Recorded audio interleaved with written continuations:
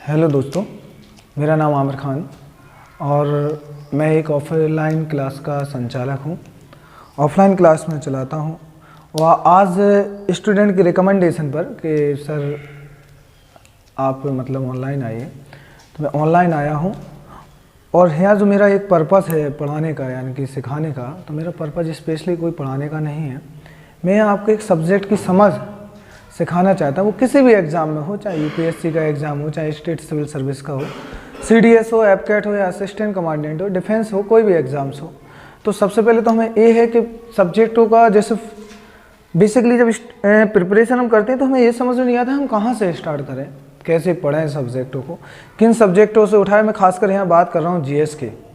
जैसे मैं बात करूँ अगर स्पेशल सिविल सर्विस या डिफेंस के एग्ज़ाम्स की या स्टेट सिविल सर्विस की, तो इसमें इम्पोर्टेंट हो जाता है कि जैसे सिविल सर्विस का एग्ज़ाम है उसमें 4th पिलर माने जाते हैं आपके।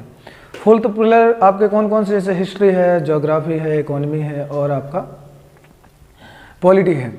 तो अब इन सब्जेक्टों में से कौन सा पढ़ें, क्योंकि सभी सब्जेक्ट अपनी अपनी जगह इंपॉर्टेंट हैं। सारे आजकल एग्ज़ाम के हिसाब से सबसे ज़्यादा इनका स्कोरिंग देख रहे हो एग्ज़ाम में किस प्रकार से इन क्वेश्चन का सबसे ज़्यादा स्कोरिंग बढ़ रहा है, क्वांटिटी बढ़ती जा रही है। तो वही हम डिस्कस करने वाले हैं यहाँ पे कि कितनी सब्जेक्ट हमें यहाँ देखने हैं, कितना पढ़ना है।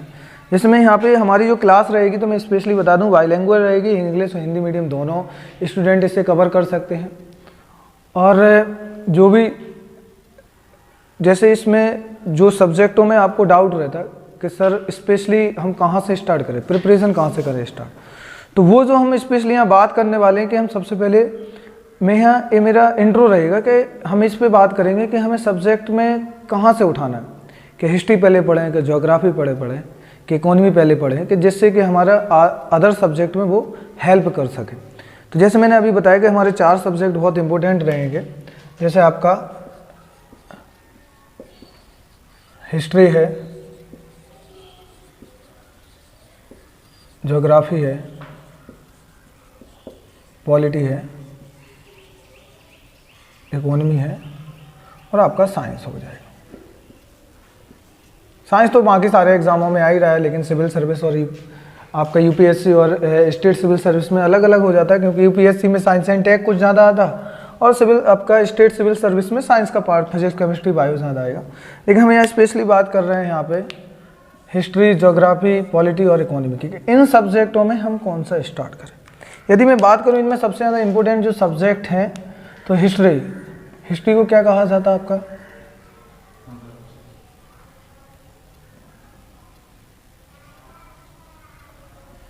Mother of subject. मैं वही बात अगर ज्योग्राफी की करूं तो इसे कहा जाता है फादर ऑफ सब्जेक्ट। अब प्रॉब्लम ये है कि हम पहले हिस्ट्री स्टार्ट करें कि ज्योग्राफी स्टार्ट करें। क्या है प्रॉब्लम कि हम हिस्ट्री करें कि ज्योग्राफी स्टार्ट करें। तो जैसे कि तुम लोग जब सब्जेक्ट पढ़ते ना, कि जैसे अभी हम स्टार्ट कहाँ से करें सब्जेक्टों को, तो प्रॉब्लम यही होती पढ़ने के टाइम पे कि हम पॉलिटी करें स्टार्ट, कि हिस्ट्री करें, कि ज्योग्राफी करें।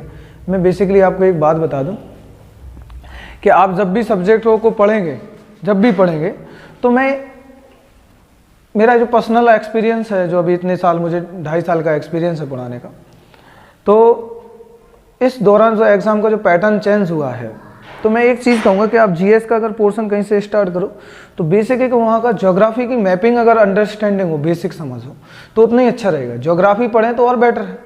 अब ज्योग्राफी एक ऐसा सब्जेक्ट है कि फादर ऑफ सब्जेक्ट कहा जाता है, सारे के सारे सब्जेक्ट इस पर डिपेंड है। अगर आपके सब्जेक्ट की मैपिंग अच्छी है तो हिस्ट्री में कोई इंसिडेंट हुआ, कोई घटना घटी, या कौन से राजा ने कौन सा एरिया कब कैप्चर किया, कब वहाँ पर ट्रीटी की किसके साथ, कब ट्रीटी की हो किसके साथ, तो ये सब चीज़ें यहाँ इंपॉर्टेंट हो जाती हैं। तो आपको ये चीज़ थोड़ा ध्यान रखना है कि ज्योग्राफी की अगर जितनी अच्छी मैपिंग हो गई तो उतना अच्छा आप सब्जेक्ट को अंडरस्टैंड कर सकते हैं। तो स्पेशली मैं यहाँ जो तुम लोगों को बताऊँ कि हम लोग यहाँ जो अपनी क्लास में स्टार्ट करेंगे, ऑफलाइन तो करेंगे, ऑनलाइन चलेगा वो अलग है, कि क्लास में हमारा सबसे पहले जो स्टार्ट होने वाला है वो स्टार्ट होने वाला है हमारा सबसे पहले ज्योग्राफी। ठीक है, ज्योग्राफी की जो अंडरस्टैंडिंग करनी है हमें, उसमें हम ये करेंगे कि इम्पोर्टेंट है कि ज्योग्राफी में हमें पढ़ना कौन सा पार्ट है, ज्योग्राफी में कौन सा पार्ट पढ़ना है। तो ज्योग्राफी कोई छोटा सब्जेक्ट तो है नहीं है, आपका काफ़ी लेंदी सब्जेक्ट है ज्योग्राफी। तो सबसे पहले अगर मैं यहाँ बात करूँ आप ज्योग्राफी की, कि ज्योग्राफी जो भूगोल है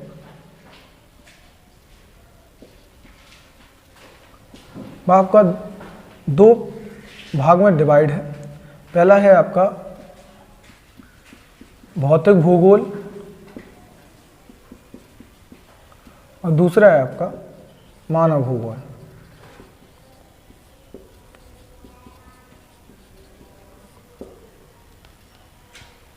मैं यहाँ जो टारगेट लेके चल रहा है ना, ऑल इंडिया के स्टेट एग्जाम्स को लेके चल रहा है, स्पेशली कर सेंट्रल एग्जाम्स को, और स्टेट सिविल सर्विस के भी रहेंगे, स्टेट के और भी एग्जाम रहेंगे, वो भी आ जाएंगे। लेकिन यहाँ पे हम जो स्पेशली बात कर रहे हैं कि ज्योग्राफी में हमें क्या क्या पढ़ना, कितना पढ़ना है। तो स्पेशली अगर मैं बात करूँ कि एग्जामों में जो सबसे ज़्यादा इंपॉर्टेंट पोर्शन है वो आपका है भौतिक भूगोल। अब भौतिक भूगोल क्या है? भौतिक भूगोल में वो सारी चीज़ें जो या जिनका निर्माण कोई फिजिकल एक्टिविटीज़ से हुआ है या भौतिक क्रियाओं द्वारा हुआ, जैसे नदी का बनना, नदी कैसे बनी, नदी के प्रकार कैसे हैं, पर्वतों का बनना, ज्वालामुखी घटनाएं हैं, आपका भूकंपिक घटनाएं, ये सारी घटनाएं हो जाएंगी, वो भौतिक भूगोल के पार्ट हो जाएंगे। मानव भूगोल में वो आ जाएंगी, मानव भूगोल में आपके आ जाएंगी मानव की प्रतिक्रियाएं। मानव की प्रतिक्रियाओं से मतलब कि मानव का खान पान कैसा है, कल्चर कैसा है, संस्कृति कैसी है, आवास कैसा है, मतलब रहन सहन उनका कैसा है, कॉलोनी सिस्टम कैसा है, बस्तियों का सिस्टम कैसा है, ये सब चीज़ें हम स्पेशली यहाँ पे ध्यान से देखेंगे। तो यदि मैं बात करूँ कि भौतिक भूगोल में भी हमें कौन कौन पार्ट देखना है स्पेशली, तो भौतिक भूगोल के बहुत सारे पार्ट है। जैसे स्पेशली मैं बात करूँ भौतिक भूगोल की, तो पहला जो आपका पार्ट है स्थलाकृति भूगोल। फिर इसमें हम देखेंगे जलवायु, समुद्र भूगोल,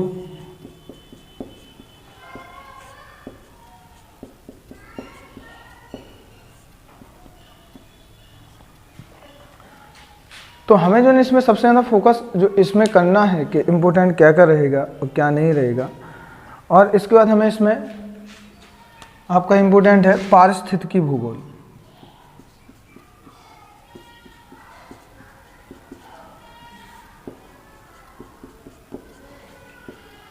तो इतने पार्ट हमें पढ़ने हैं इसमें, और भी इसमें चीज़ें आ जाएंगी, लेकिन जो एग्ज़ाम के हिसाब से इम्पोर्टेंट है ज़्यादातर, चाहे वो आईएएस का हो, चाहे आपका स्टेट सिविल सर्विस हो, सीडीएस हो, एनडी हो, या फिर आपका सब इंस्पेक्टर का एग्ज़ाम, कोई भी ऑल इंडिया का एग्ज़ाम्स हो, तो उसमें आ जाएगा। मानव भूगोल में आपका इसमें पहला जनसंख्या भूगोल, ठीक है, आवासीय,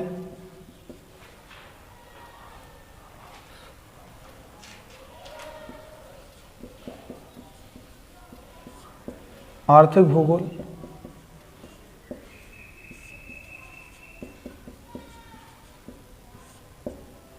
जनसंख्या भूगोल और आपका आर्थिक भूगोल, और इसमें आपका सांस्कृतिक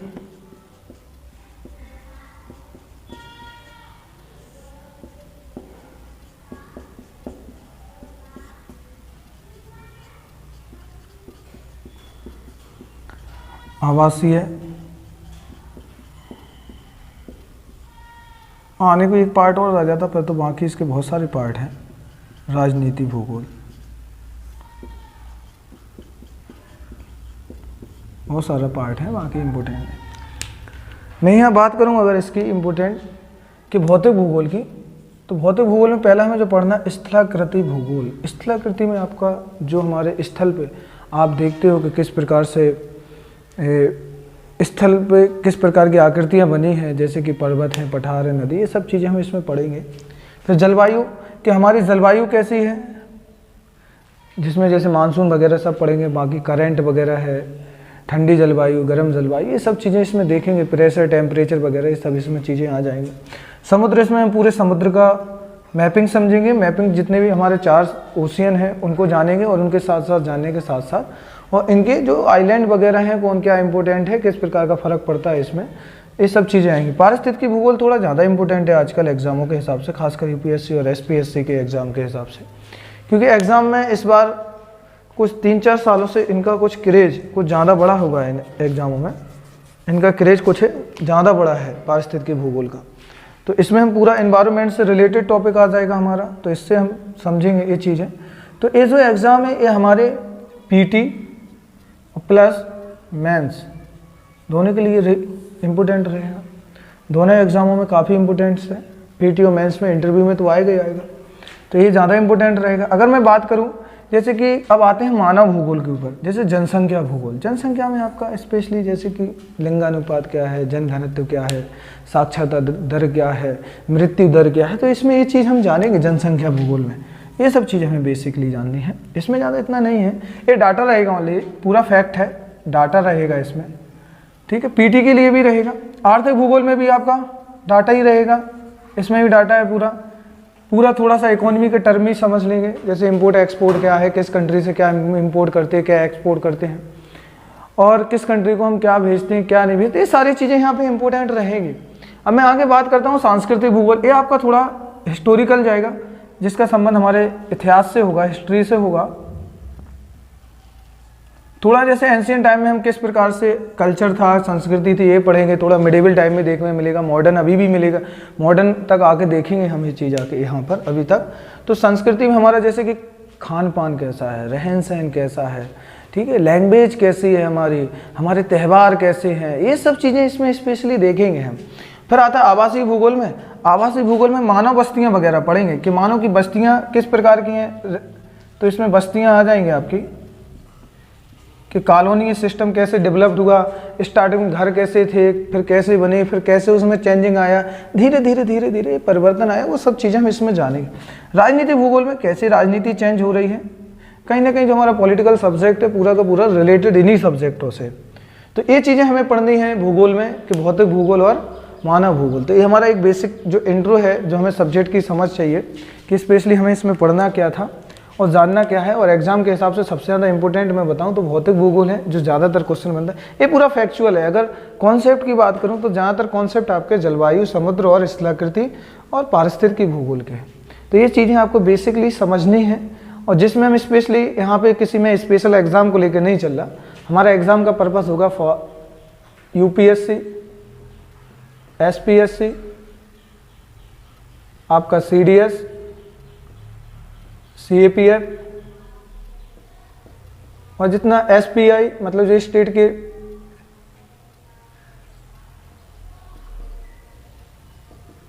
स्टेट पुलिस सब इंस्पेक्टर, जो एसपीएसआई है जो स्टेट पुलिस सब इंस्पेक्टर्स है, और अदर एग्जाम्स होंगे। लेकिन यहाँ मैं स्पेशली बता दूं कि यहाँ मेन जो एग्जाम फोकस किया जाएगा वो आपका किया जाएगा सिविल सर्विस का।